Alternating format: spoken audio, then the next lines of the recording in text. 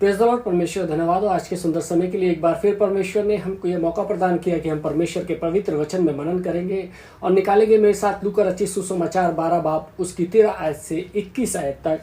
लूका रचित सुसमाचार 12 बाब उसकी 13 आयत से 21 आयत तक। यहाँ पर परमेश्वर का वचन इस प्रकार कहता है, फिर भीड़ में से एक ने उससे कहा, हे गुरु, मेरे भाई से कह कि पिता की संपत्ति मेरे साथ बांट ले। उसने उससे कहा, हे मनुष्य, किसने मुझे तुम्हारा न्यायी या बांटने वाला नियुक्त किया है?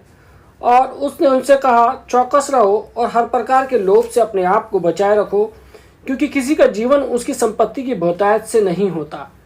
उसने उसे एक दृष्टांत कहा, किसी धनवान की भूमि में बड़ी उपज हुई। तब वह अपने मन में विचार करने लगा, मैं क्या करूं, क्योंकि मेरे यहाँ जगह नहीं कि जहाँ मैं अपनी उपज इत्यादि रखूं। और उसने कहा, मैं ये करूँगा, मैं अपनी बखारें तोड़कर उनसे बड़ी बनाऊंगा और वहाँ अपना सब अन्न और संपत्ति रखूंगा और अपने प्राण से कहूँगा कि प्राण, तेरे पास बहुत वर्षों के लिए बहुत संपत्ति रखी है, चैन कर, खा पी, सुख से रह। परंतु परमेश्वर ने उससे कहा, हे मूर्ख, इसी रात तेरे प्राण तुझसे ले लिया जाएगा। तब जो तूने इकट्ठा किया है वह किसका होगा? ऐसे ही वे मनुष्य भी है जो अपने लिए धन बटोरता है, परंतु परमेश्वर की दृष्टि में धनी नहीं है। मेरे अजीजों, यहाँ एक ऐसा समय है जब हजारों लोगों की भीड़ प्रभु यीशु मसीह के पीछे चली आ रही है। वे भीड़ में इन लोगों से अपनी बातें कह रहा है।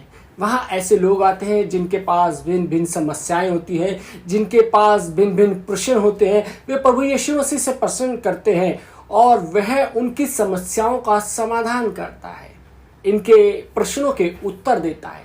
किसी ने एक बड़ा सामान्य सा प्रश्न उससे किया। किसी ने उससे कहा, हे गुरु, मेरे भाई से कह कि पिता की संपत्ति मुझे बांट दे। उन दिनों में महायाजक, शास्त्री और अगुए जो होते थे, वो उन लोगों के पास ये अधिकार होता था कि वे अपना, जिसे बोलते कि अपने समाज के लोगों को, जिन्हें रब्बी कहा जाता था, गुरु मानते थे। ये व्यक्ति अधिकारी होते थे। उनके पास अधिकारों को स्वीकार करते हुए, उसी रूप में अधिकार को मानते हुए यह व्यक्ति प्रभु यीशु मसीह के पास पहुंचा और उससे कहा, हे गुरु, मेरे भाई से कह कि मेरे पिता की संपत्ति मुझे बांट दे। प्रभु यीशु मसीह उसकी इस बात से थोड़ा सा नाराज हुआ और उससे कहा कि कौन मुझे तेरे ऊपर न्याय ठहराता है या बांटने वाला नियुक्त करता है? तब प्रभु यीशु मसीह ने दो बातें उस व्यक्ति से कही। उसने कहा कि हर प्रकार के लोभ से अपने आप को बचाए रखो और उसके साथ साथ यह भी कि किसी का जीवन उसकी संपत्ति की बहुतायत से नहीं होता। जो बातें वास्तव में प्रभु यीशु मसीह कह रहा था, वह न केवल उस व्यक्ति से कह रहा था, न केवल उस व्यक्ति के प्रश्नों का समाधान कर रहा था, परंतु वो सारे समुदायों से भी, हजारों लोगों की उस भीड़ से भी कह रहा था, वो बात कर रहा था। वह उनको शिक्षा दे रहा था कि हर प्रकार के लोभ से अपने आप को बचाए रखो और उसी के साथ साथ यह भी कि किसी का जीवन उसकी संपत्ति से, बहुतायत से नहीं होता। इस संसार के तराजू में और मेरे मापदंडों में बहुत अंतर है। मनुष्य के नज़रिए से और परमेश्वर के नज़रिए में एक अंतर होता है, एक गैप होता है। मनुष्य के मापदंड और परमेश्वर के तराजू में एक अंतर होता है। हमें इस अंतर को समझना होगा। हो सकता है कि कोई व्यक्ति संसार की दृष्टि में बहुत धनवान हो, बहुत ज्ञानी हो, उसका बहुत बड़ा नाम हो, उसके पास बड़े बड़े पद हो, परंतु वास्तव में परमेश्वर की दृष्टि में वह व्यक्ति धनवान नहीं, गरीब है। वह ज्ञानवान नहीं, नीरा मूर्ख है। यदि हम देखें प्रकाशित वाक्य 3 बाब उसकी 17वीं आयत में परमेश्वर का वचन कहता है, तू कहता तो है कि मैं धनी हूं और धनवान हो गया हूं और मुझे किसी वस्तु की घटी नहीं, और यह नहीं जानता कि तू अभागा और तुच्छ और कंगाल और अंधा और नंगा है। परमेश्वर की दृष्टि में और मेरी दृष्टि में तू अभागा है, तुच्छ और कंगाल है, अंधा और नंगा है। दुख की बात तो यह है कि तू इसको जानता नहीं, तू भ्रम में पड़ा हुआ है। और आज इसी भ्रम के अंदर पूरी दुनिया पड़ी हुई है। त्रासदी की बात यह नहीं है कि जब कोढ़ हो जाता है तो जिस अंग में उसका प्रभाव होता है उस अंग को अनुभूति ही नहीं होती, उस अंग को पता ही नहीं चलता, उसके दर्द का एहसास नहीं होता, स्पर्श का एहसास नहीं होता। इसलिए प्रभु यीशु मसीह इन शब्दों का प्रयोग करता है।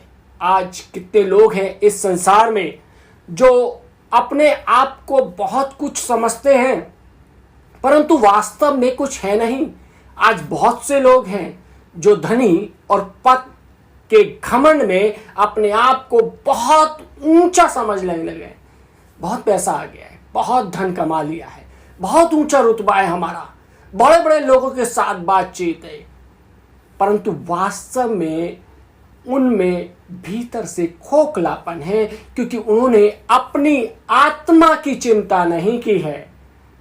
प्रभु यीशु मसीह उस युवक से बात का जवाब देते हुए एक धनवान मूर्ख का दृष्टांत बताता है। धनवान की भूमि में बहुत उपज हुई, वो विचार करने लगा कि मैं क्या करूं, मेरे यहां जगह नहीं है कि मैं इसको रखूं, मैं अपनी बखारियों को तोड़ूंगा और बड़ी बनाऊंगा और वह वहां पर अपनी संपत्ति रखूंगा, ऐश करूंगा, अपने प्राण से कहूंगा कि हे मेरे प्राण आनंद कर और सुख मना, खा पी और चैन से रह।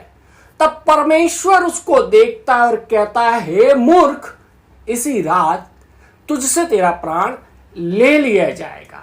प्रभु यीशु मसीह कहते हैं कि ऐसा ही वह मनुष्य भी है जो अपने लिए धन बटोरता है परंतु परमेश्वर की दृष्टि में धनी नहीं है। धनवान मूर्ख के इस दृष्टांत से परमेश्वर हमारे लिए कौन सी बुद्धिमानी की बातें बताना चाहता है। इस मूर्ख के दृष्टांत से हमारे लिए क्या शिक्षा है। इस दृष्टांत से हमें 3 बातें सीखने को मिलती हैं।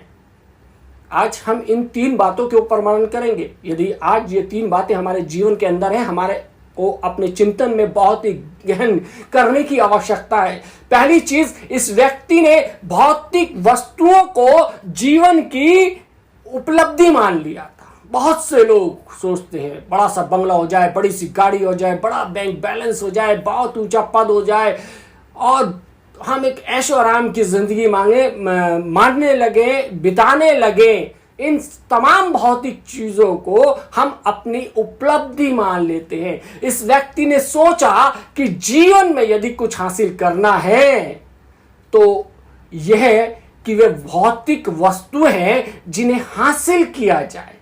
जीवन का उद्देश्य मात्र यह है कि इन सारी संसारिक भौतिक वस्तुओं को प्राप्त कर लिया जाए। आज संसार में जिन बातों से हमें तोला जाता है वो हमारी डिग्री है। संसार हमारे मकान से नापता और तोलता है हमारे को, वह हमारी संपत्ति के आधार पर हमारे को तोलता है। इस धनवान ने सोचा कि जीवन में जो कुछ है वह मात्र यह है कि भौतिक वस्तुओं की उपलब्धियां मान ली जाए। इस व्यक्ति के लिए लिखा हुआ है कि वह धनवान था, उपज होने के बाद वो धनी नहीं हो गया था बल्कि पहले से धनवान हो गया था। ऐसा नहीं था कि ये किसान गरीब था, धनवान तो था लेकिन और ज्यादा उपज होने से वो और धनवान हो गया और उसके यहां बहुत उपज हुई। तब उसने कहा कि अब मैं और अधिक बखारियां बनाऊंगा। इस व्यक्ति के जीवन में बहुत सी अच्छी बातें भी हमारे को देखने को मिलती हैं। वह ये कि वह बहुत होशियार भी रहा होगा क्योंकि वह एक अच्छा किसान था, उसने काफी मेहनत की होगी तभी तो इतनी अच्छी उपज हुई। संसारी दृष्टि में बहुत होशियार रहा होगा क्योंकि उसने जो कुछ उसके पास था उसको बढ़ाया। बाइबल में धन कमाने की बात को कभी भी गलत नहीं कहा गया है। ऐसा नहीं है कि बाइबल हमारे पास बाउंडेशन लगाती है कि आपको धन नहीं कमाना। धन कमाना कोई गलत बात नहीं है, लेकिन गलत तरीके से धन कमाना या गलत तरीके से खर्च करना ये बाइबल में मना है। जो कुछ हमारे पास है वे सब हमारा है।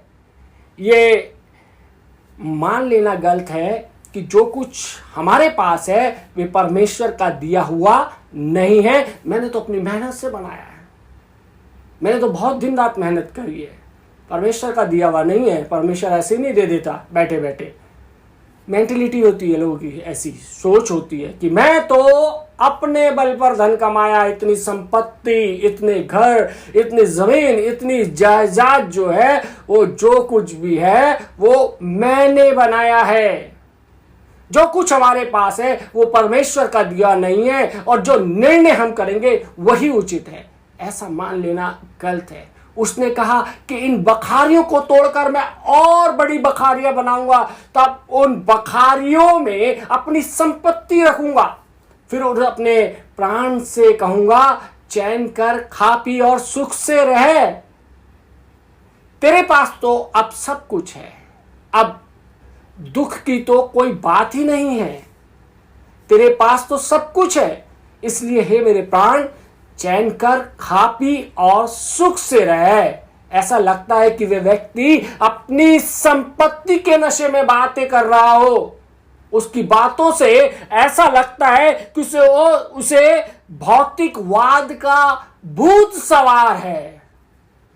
कुछ अहंकार का स्वर सुनाई देता है यहां पर वचन में, कुछ घमंड का स्वर है। वास्तव में उसका संपूर्ण ध्यान, संपूर्ण प्रयास और उसका संपूर्ण उद्देश्य मात्र भौतिक वस्तुओं को प्राप्त करने में था। यह सबसे बड़ी कमी थी उसके जीवन के अंदर। वो भौतिक वस्तुओं को ही सब कुछ मान बैठा था। यदि हम देखें नीति वचन 22 बाब और 27 बाब और उसकी 1 आयत से 2 आयत तक परमेश्वर का वचन कहता है कि कल के दिन के विषय में डींग ना मारना, क्योंकि तू नहीं जानता कि दिन भर में क्या होगा। तेरी प्रशंसा और लोग तो करें, परंतु तू अपने आप ना करना। दूसरे तुझे सराहें तो सराहें, परंतु तू अपनी सराहना ना करना। घमंड की बात परमेश्वर को स्वीकार्य नहीं है। इस संदर्भ में जो सबसे पहली बात लिखी हुई है वह यह है कि घमंड से चढ़ी हुई आंखें। कितनी बार ऐसा होता है कि इस संसार में रहते हुए संसार के दृष्टिकोण से यदि कुछ प्राप्त कर लेते हैं तो हम घमंड से भर जाते हैं। हम सोचते हैं कि हमारे पास बहुत कुछ हो गया है, हमने खुद ये चीजें प्राप्त कर ली हैं, हमें इन बातों को अपने आप से जुटा लिया है, इन सब चीजों को अपनी मेहनत से जुटा लिया है और हम जो हैं वो घमंड से भर जाते हैं। हमारा स्वर बदल जाता है, हमारी आंखें चढ़ जाती हैं, हमारे बोलने का अंदाज बदल जाता है, परंतु हम भूल जाते हैं कि इन बातों से परमेश्वर घृणा करता है। जीवन में जो बात हमें सीखने को मिलती है वो ये कि ऐसा मनुष्य जो भौतिक वस्तुओं को अपनी उपलब्धि समझता है वे परमेश्वर की दृष्टि में मूर्ख है। आज बहुत से लोग इस संसार के अंदर बहुत धन कमाते हैं और अपने आप में ही सोचते हैं कि मैं ही सब कुछ हूं और भौतिक वस्तुएं ही ये सब चीज़ें जो मैंने जमा की हैं, सांसारिक वस्तुएं जो जमा की हैं, ये मेरे लिए काफ़ी है। लेकिन ये निरी मूर्खता है, परमेश्वर का वचन बताता है। और दूसरी चीज़ देखेंगे कि इस व्यक्ति ने धन को भविष्य की संपूर्ण सुरक्षा समझ लिया था। इस व्यक्ति ने सोचा था कि अगर बहुत धन संपत्ति हो जाए, बड़े गोदाम बन जाए, तो मेरा जीवन जो है वो बहुत ही सुरक्षित हो जाएगा, मेरा जीवन चैन से रहेगा, मुझे किसी बात की चिंता नहीं करनी पड़ेगी। 19वीं आयत में वह कहता है और अपने प्राण से कहूंगा कि तेरे पास बहुत संपत्ति रखी है, अब चिंता की बात नहीं है। अब बहुत बैंक बैलेंस है, अब चिंता की बात नहीं है। बहुत संपत्ति है, अब चिंता की बात नहीं है। अब तो सुख ही सुख, आनंद ही आनंद और चैन ही चैन है। कभी कभी जीवन में हम सोच लेते हैं कि यदि हमारी संपत्ति धन है तो भविष्य की सुरक्षा है। यदि पैसा आ गया तो हम अपने आप को ज्यादा सेफ महसूस करते हैं कि भविष्य में मुझे कोई चिंता नहीं है। परमेश्वर के वचन में इस बात को गलत नहीं ठहराया गया है कि अपने भविष्य के लिए कुछ जमा करके रखें। ऐसा नहीं है। परमेश्वर का वचन ऐसा नहीं कहता है कि कुछ अगर जो हम अपने फ्यूचर के लिए जोड़ रहे हैं या भविष्य के लिए जोड़ रहे हैं तो वो गलत है। परंतु यदि हम ये सोच ले कि भविष्य की संपूर्ण सुरक्षा पैसे और संपत्ति है तो हम परमेश्वर की दृष्टि में मूर्ख ठहरेंगे। अभी जैसे कि आप जानते हैं कि कोरोना काल चल रहा है और ये जो सेकेंड वेव जो आई थी कोरोना की, इसके अंदर बहुत अमीर अमीर लोग मर गए। पैसे की कमी नहीं थी, पैसा खूब बैग भर के वो लोग घूम रहे थे कि हॉस्पिटल में एडमिशन हो जाए, ऑक्सीजन मिल जाए। पैसे के दम पर अपने जीवन की सुरक्षा को ढूंढ रहे थे, लेकिन वो संपत्ति और वो पैसा किसी काम नहीं आया, सब यहीं रह गया। और ऐसा ही ये व्यक्ति भी सोच रहा था, ये धनवान भी सोच रहा था। यदि हम देखें व्यवस्था विवरण 6 बाब 10, 11 और 12 आयत में परमेश्वर का वचन कहता है, जब तेरा परमेश्वर यहोवा तुझे उस देश में पहुंचाए जिसके विषय में उसने अब्राहम, इसाक और याकूब नाम तेरे पूर्वजों से तुझे देने की शपथ खाई, और जब वे तुझको बड़े बड़े और अच्छे नगर जो तूने नहीं बनाए और अच्छे अच्छे पदार्थों से भरे हुए घर जो तूने नहीं भरे और खुदे हुए कुएं जो तूने नहीं खोदे और दाख की बारियां और जैतून के वृक्ष जो तूने नहीं लगाए, ये सब वस्तुएं जब वह दे तू खा के तृप्त हो, तब सावधान रहना, कहीं ऐसा ना हो कि तू यहोवा को भूल जाए और तुझे दात्सों के घर अर्थात मिस्र देश से निकाल लाया है। वचन यहां पर हम देखते हैं चेतावनी देता है।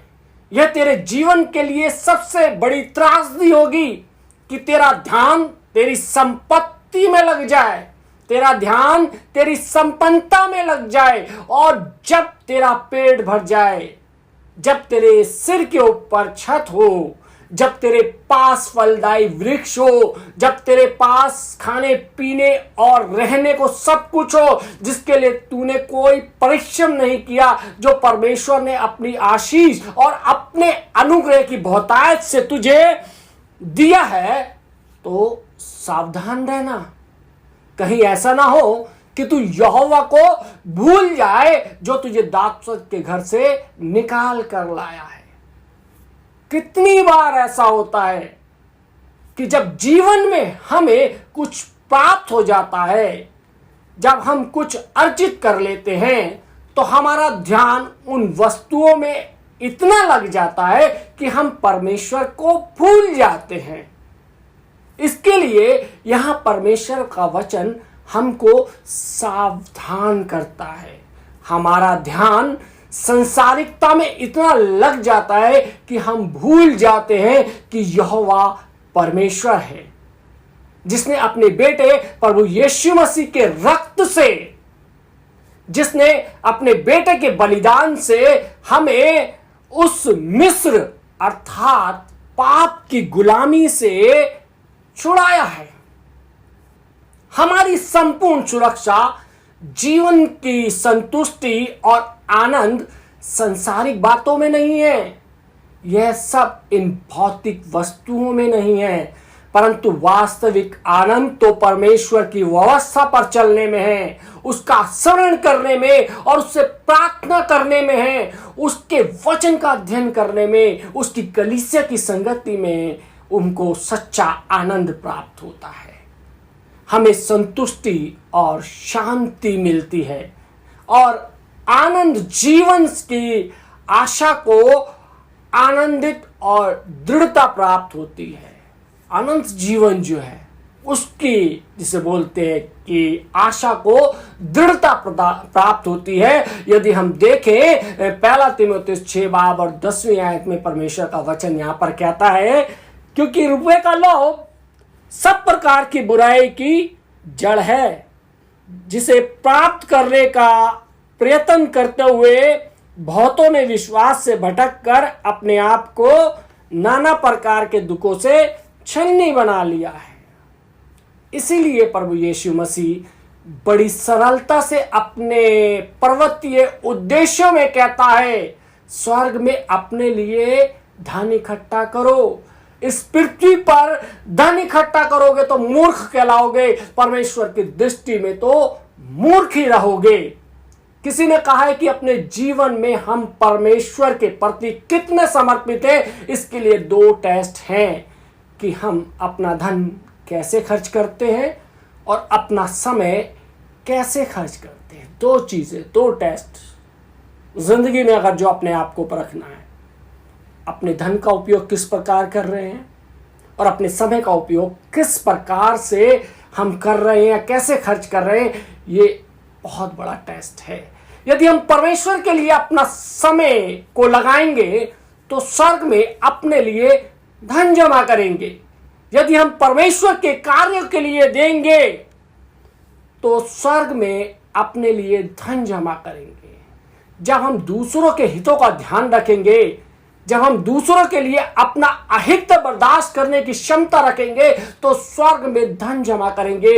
इसलिए प्रभु यीशु मसीह के पास वो धनी युवा प्रशासक आता है तो प्रभु यीशु मसीह से कहता है कि तुझ में एक बात की घटी है, जा और जितना तेरे पास है सब बेचकर कंगालों को दे दे, तो तुझे स्वर्ग में धन मिलेगा। जितना तू देगा उससे बढ़कर धन तुझे स्वर्ग में मिलेगा। प्रभु यीशु मसीह कहते हैं कि जो कुछ तुमने छोटों में से छोटों के साथ किया है वह मेरे साथ किया है। इस दृष्टांत से जो हमें शिक्षा मिलती है वो ये है कि जो मनुष्य धन को भविष्य की संपूर्ण सुरक्षा समझता है वे परमेश्वर की दृष्टि में मूर्ख है। और तीसरी बात, यह व्यक्ति परमेश्वर की दृष्टि में मूर्ख था क्योंकि उसने अपनी आत्मा की परवाह नहीं की। इस व्यक्ति का सारा प्रयास और ध्यान संपत्ति पर केंद्रित था। मैं कितना उपजा सकता हूं, मैं कितने गोदाम बना सकता हूं, मैं कितने गोदामों को भर सकता हूं, मैं कितने वर्षों के लिए संपत्ति इकट्ठा कर सकता हूं। केवल इसी ओर उसका सारा ध्यान और प्रयास जीवन भर रहा। हम अपने आप से प्रश्न करेंगे कि दिन भर में कितना प्रयास अपने शरीर के लिए करते हैं और कितना प्रयास हमारी आत्मा के लिए होता है। कितना समय हम देते हैं अपने शरीर के लिए और कितना समय हम देते हैं अपनी आत्मा के लिए। कितना खर्च करते हैं हम अपने शरीर के लाभ के लिए और कितना खर्च करते हैं अपने आत्मिक लाभ के लिए। कितना ध्यान हम देते हैं संसारिक आवश्यकताओं की पूर्ति के लिए और कितना ध्यान हम देते हैं आत्मिक आवश्यकताओं की पूर्ति के लिए। इस पृथ्वी पर हमने कितनी संपत्ति जमा की है और कितना धन जो है हमने स्वर्ग में जमा किया है। हम अपने शरीर की चिंता करते हैं, हम अपनी कमाई की चिंता करते हैं, दिन भर परिश्रम करते हैं और उसके बाद कुछ समय अपने मनोरंजन की चिंता करते हैं। शायद टेलीविज़न देखते हैं, अपने परिवार के लोगों के साथ बैठते हैं या अपने मित्रों के साथ बैठते हैं ताकि हमारा कुछ मनोरंजन हो जाए, काम के बोझ की ओर से हमारा ध्यान हट जाए और फिर हम थक कर इतने चूर हो जाते हैं कि भोजन करके हम सो जाते हैं। इसलिए परमेश्वर उस व्यक्ति को आवाज देता है जो ये कह रहा था कि हे मेरे प्राण, तू खा पी और चैन से रह क्योंकि तेरे पास बहुत है। परमेश्वर उससे कहता है हे मूर्ख, इसी रात तेरा प्राण तुझसे ले लिया जाएगा। याकूब 4 बाब उसकी 13 और 14 आयत में यदि हम देखें तो लिखा है कि तुम जो ये कहते हो कि आज या कल हम किसी और नगर में जाकर वहां 1 वर्ष बिताएंगे और व्यापार करके लाभ कमाएंगे और ये नहीं जानते कि कल क्या होगा। सुन तो लो, तुम्हारा जीवन है ही क्या? तुम तो भाप के समान हो जो थोड़ी देर दिखाई देती है और फिर लोप हो जाती है। ये शरीर मेरे अजीजों ये नाश होने वाला है। इस धनवान मूर्ख का सारा ध्यान देखते हुए सच की ओर या ऐसी बातों की ओर था जो समाप्त हो जाएंगी, जो इस संसार के अंदर होती है, जो देखी हुई बातें जो इस संसार के अंदर हमारे को दिखती है। अनदेखी चीजें की ओर ध्यान नहीं था, देखी हुई चीजों की ओर इसका ध्यान था। अपने सुख के लिए था, अपने चैन के लिए था, परंतु आत्मा के लिए कोई प्रयास इस धनवान ने नहीं किया।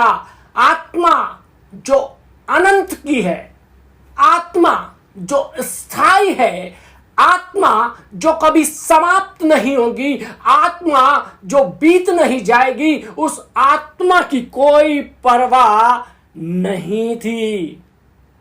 इसलिए प्रभु यीशु मसीह 21वीं आयत में कहता है, ऐसे ही वे मनुष्य भी है जो अपने लिए धन बटोरता है परंतु परमेश्वर की दृष्टि में धनी नहीं है। निर्णय हम पर है। परमेश्वर ने हमको दिशा दी है, परमेश्वर ने हमको प्रकाश दिया है। उस दिशा में हम चले ना चले ये हमारी इच्छा है। हम अपने जीवन को विनाश की ओर ले जाएं या अपनी आत्मा को परमेश्वर की ओर ले जाएं, ये हमारी इच्छा है, हमारा निर्णय है। ये फैसला मेरे अजीजों मेरे और आपको करना है। इस नाशवान शरीर के लिए जो कि इस संसार के अंदर 70, 80, 100 वर्ष तक रहेगा, हम अपनी जो आत्मा है जो अनंत जीवन तक रहेगी, अनंत काल तक रहेगी, उसकी अनदेखी कर देते हैं। आज समय है अपने आप को मनन करने का। परमेश्वर आप सबको आशीष दे। आमीन। आइए हम दुआ मांगे। धन्यवाद देते हैं मान सामर्थ्य पिता परमेश्वर आज के सुंदर वचन के लिए प्रभु जी, जिसमें हमने सीखा कि प्रभु जी ये संसार के अंदर जो भी भौतिक वस्तु है उसके ऊपर हमने मन नहीं लगाना, बल्कि खुदावंद परमेश्वर हमने अपनी आत्मा की ओर ध्यान केंद्रित करना है, अपनी आत्मा के विषय में सोचना है। परमेश्वर खुदावंद तो हमको इस लायक बना कि परमेश्वर हम तमाम संसारिक बातों को छोड़ते हुए परमेश्वर आत्मिकता के पीछे चलने पाए। परमेश्वर हमारी आत्मा को मजबूती प्रदान कर, दृढ़ता प्रदान कर, परमेश्वर स्थिरता प्रदान कर प्रभु जी, कि हमारी आत्मा प्रभु जी तेरी ओर लगी रहे। परमेश्वर आज जितने लोगों ने खुदा ये वचन सुना है, इनके जीवनों पे, इनके पारिवारिक जीवनों पे खुदा तेरी आशीष हो, यीशु मसीह के नाम से मांगते हैं, आमीन।